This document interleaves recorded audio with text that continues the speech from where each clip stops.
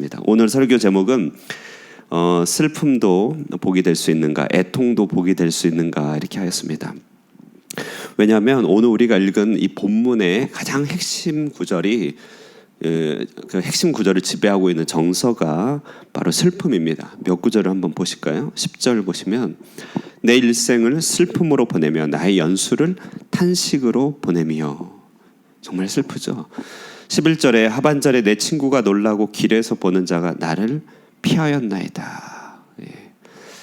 가까운 사람이 슬금슬금 나를 피하는 마음의 고통이 얼마나 크겠습니까? 12절 내가 잊어버린 바 됨이 죽은 자를 마음에 두지 아니함 같고 깨진 그릇과 같으니이다. 참 시인이 경험하고 있는 감정을 잘 표현하고 있습니다.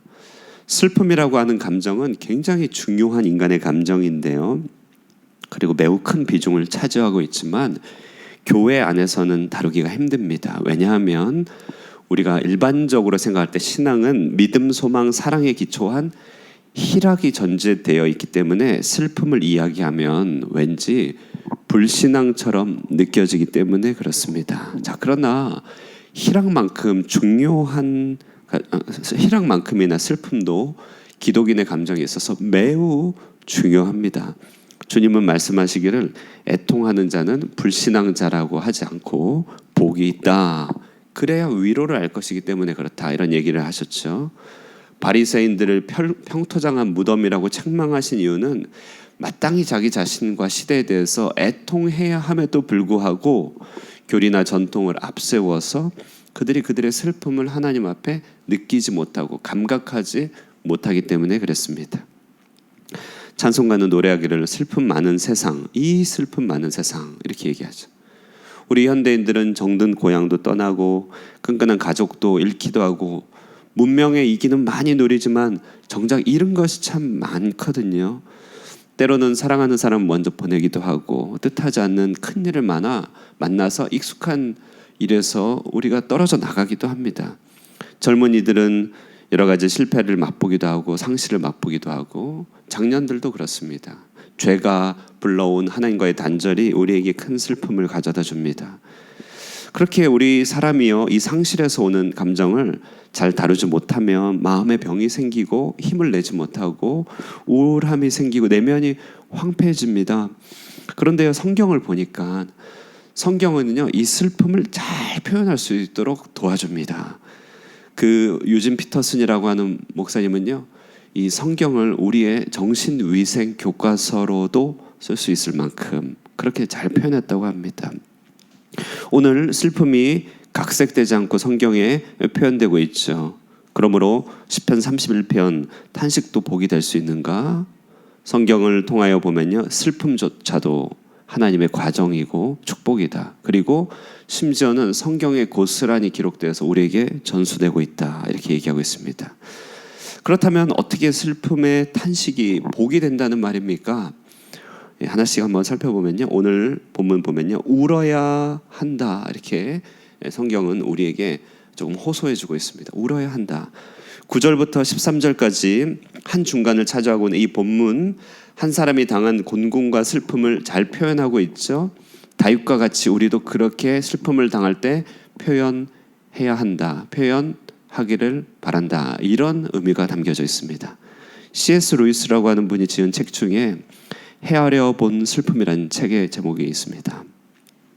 뒤늦게 사랑에 빠져서 그가 전심으로 사랑했던 아내가 암투병 가운데 세상 떠나고 난 뒤에 겪게 되는 슬픔에 대한 기록을 적은 것이에요. 근데 그가 말하기를 슬픔이 힘든 것은 모든 계기마다 상실을 느껴야 되기 때문에 그렇습니다. 무슨 말이냐면 이전에 함께 했던 식당을 가면 그 식당은 예전의 식당이 아닙니다. 함께 바라보던 꽃들 예전의 그 꽃이 아니죠. 노을 다 예전의 것이 아닙니다. 순간순간 계기마다 다 상실을 느껴야 되기 때문에 헤아려 본 슬픔이다. 자, 우리에게 이 상실과 슬픔, 고통이 힘든 것은 시간과 계기마다 그것을 느끼기 때문에 그렇죠.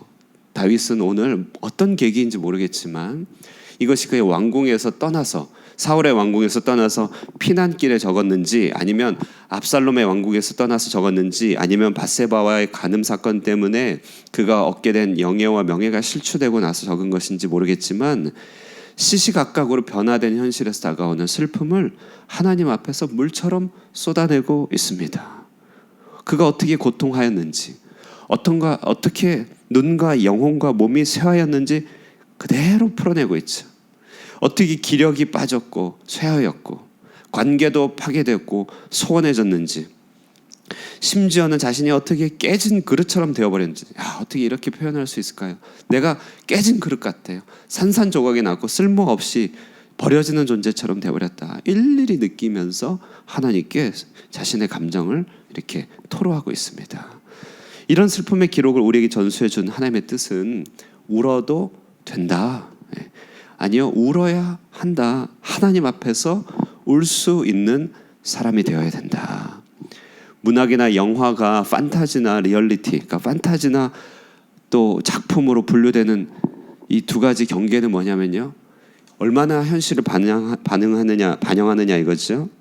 본질상 깨어진 인간의 모습들, 그렇게 아름답지 않은 모습을 잘 반영할 때 그것은 문학이고 작품이고, 그것을 다 간과하고 굉장한 영웅 히어로만 얘기 들려주면 그걸 판타지라고 하죠. 우리는요, 다 하나님으로부터 10을 받아야 행복하다면 그 10 다 받는 사람 아무도 없습니다. 다 몇 개씩 빠져 있지 않겠습니까? 이게 있는 사람은 저게 없고, 저게 있어서 행복할 것 같으면 들여다보면 이게 없고, 머리가 좋으면 건강이 나쁘고, 건강하면 돈이 없고, 돈이 있으면 가정이 불화하고, 가정이 행복하면 사건 사고 많고, 슬픈 일들이 각 개인과 가정마다 다 있는 것입니다. 그래서 힘듭니다.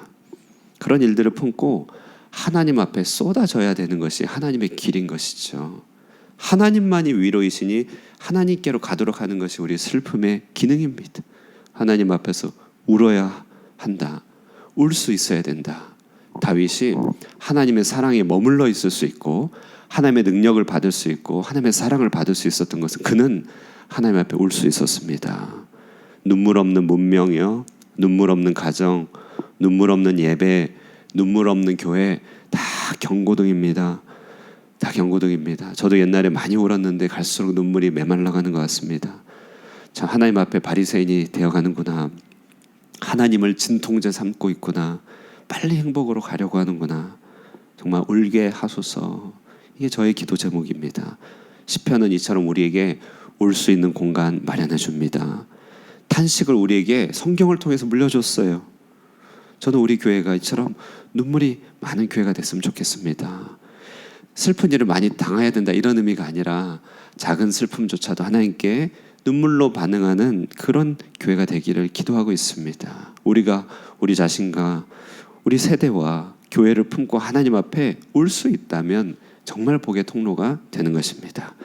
두 번째, 애통이 복음이 될 수 있는 이유, 애통이 복이 될 수 있는 이유는 결정적인 도움닫기가 있는데요, 그러하여도의 신앙입니다. 14절 정말 대단한 말씀입니다. 14절 한번 읽어보겠습니다. 시작. 여호와여, 그러하여도 나는 주께 의지하고 말하기를 주는 내 하나님이시라 하였나이다. 여러분, 여기 애통의 반전이 있습니다. 그러하여도 나는. 정말 우리가 주님 앞에 마음껏 슬픔을 헤아릴 때 함께 헤아려 주시는 분이 옆에 있음을 반드시 느끼게 됩니다. 우리의 눈물과 애통의 순간에 심령이 하나님을 향하여 나아가게 되면 그때 주님의 보이죠? 그 순간에 우리가 해야 될 것은요, 그러하여도 나는, 이렇게 일어서는 것입니다. 하나님께 도움닫기 하는 신앙이죠. 여기에서 우리 신앙의 현실이 딱 한 단계 올라가는 브레이크 트루, 돌파 일어납니다. 15절, 나의 앞날이 주의 손에 있사오니. 오늘 시인이요, 애통의 눈물이 그의 무지의 눈을 벗겼습니다. 그의 애통이 하나님을 다가오시게 한 것이죠. 생각해보면 아브라함의 첩 하갈이요, 그는 약속의 바깥에 있는 이방 외인이었습니다. 그럼에도 불구하고 사라에게 쫓겨서 브엘세바 사막 가운데서 저 멀리 이스마엘 놔두고 멀리서 이렇게 거리를 두고서는 서로 메말라가는 자신들을 보면서 서럽게 올 때 하나님이 그 하갈을 찾아가십니다. 약속의 외인인데 찾아가시죠. 세상의 호곡과 애통 하나님 모른 척 할 수 없다는 것이죠. 자, 이렇게 애통할 때 하나님의 위로가 다가오고 우리의 눈도 열려 하나님의 눈이, 하나님의 얼굴이 보입니다. 그럴 때면요 여러분, 박차고 일어나야 되는데요, 그 믿음이 그러하여도의 믿음입니다. 모든 것이 무겁고 장애물이 두꺼운 것 같고 희망도 여력도 없는 것 같지만 하나님의 흔적이 보일 때, 하나님의 다가오심이 느껴질 때, 그때 그러하여도 나는, 구명보트 붙잡듯이요 그렇게 붙잡고 일어서는 것이죠. 이렇게 14절의 외침 이후에 나타나는 시어들을 한번 보실까요? 21절, 여호와를 찬송할지어다, 견고한 성에서 그의 놀라운 사랑을 내게 보이셨음이로다. 22절, 내가 놀라서 말하기를 주의 목전에서 끊어졌다 하였사오나 내가 부르짖을 때에 주께서 나의 간구하는 소리를 들으셨나이다. 그러하여도 나는 한번 외치니까요, 하나님이 보이고 하나님이 행하시는 일들이 보이고 미래가 보이는 것입니다. 18절인가요? 18절 말씀, 19절입니다. 19절 말씀 우리 한번 다 함께 읽겠습니다. 19절 시작. 주를 두려워하는 자를 위하여 쌓아두신 은혜, 곧 주께 피하는 자를 위하여 쌓아두신 어찌 그리 큰지요. 사랑하는 여러분, 우리 신앙은요 이처럼 신앙이 시계추처럼 왔다 갔다 합니다. 하늘 소망과 희락으로 저만큼 올라갔다가요 땅 깊은 곳으로 꺼져 들어가 내려갑니다. 이것이 우리의 현 주소입니다만, 그러나 이런 진동이 하나님 앞에 행해질 수만 있다면 일일이 다 신앙의 자원이 되고 축복의 통로가 된다. 오늘 시편은 이를 위해 중요한 두 가지 지점을 보여주고 있습니다. 하나는 하나님 앞에 울 수 있어야 된다. 울어야 한다. 그러나 내가 울 수 있는 그 하나님, 내 눈물을 보이는 내 앞에 그 하나님이 우리에게 느껴지거든 그러하여도 나는 하면서 떨치고 일어나 주를 향하여 나아가야 한다는 것입니다. 오늘 이처럼요 이 두 가지를 항상 기억하면서요 애통도 복이 될 수 있음을 기억하면서 주님 앞에 우리의 마음을 쏟아놓고 그러는 가운데 주님이 보일 때 그러하여도 라고 하면서 주님께 나아가는 그런 복된, 또 한 단계 또 올라가는 그런 신앙인이 될 수 있기를 주님의 이름으로 축원드립니다. 기도하겠습니다. 사랑 많으신 하나님 아버지 감사합니다. 슬픔 많은 세상, 우리 하나님께서 우리에게 기도의 자리 마련하여 주시고 넓은 품 허락하여 주셔서 주님 앞에 우리의 마음을 물 쏟듯 쏟아낼 수 있도록 주님이여 우리를 영접하시고 인도하시니 진심으로 감사드립니다. 우리가 잃어버린 것들, 죄로 파괴된 것들, 일상에 부딪히는 여러 가지 고난과 고통들 마주할 때 하나님 참으로 우리 자신과 이 세대와 교회를 위하여 애통할 수 있게 하여 주시고 애통하는 자에게만 부어주시는 하늘의 위로를 맛보는 정말 하늘에 속한 자가 될 수 있도록 도와주시옵소서. 그러는 가운데 하나님, 우리가 슬픔과 우리가 이와 같은 무거운 마음에 그저 잠기기만 하는 것이 아니라 주님이 보일 때 오늘 시인과 같이 그러하여도 나는 주님을 향하여 나아간다 선언하며 일어설 수 있도록 주님께서 도우시고 함께하여 주시옵소서. 오늘 아침 이처럼 이 두 가지 기도 제목을 함께 주님 앞에 아뢰는 기도 시간 되길 원합니다. 함께 하시고 축복하여 주시고 성령으로 충만케 하여 주시옵소서. 예수님의 이름으로 기도드리옵나이다. 아멘.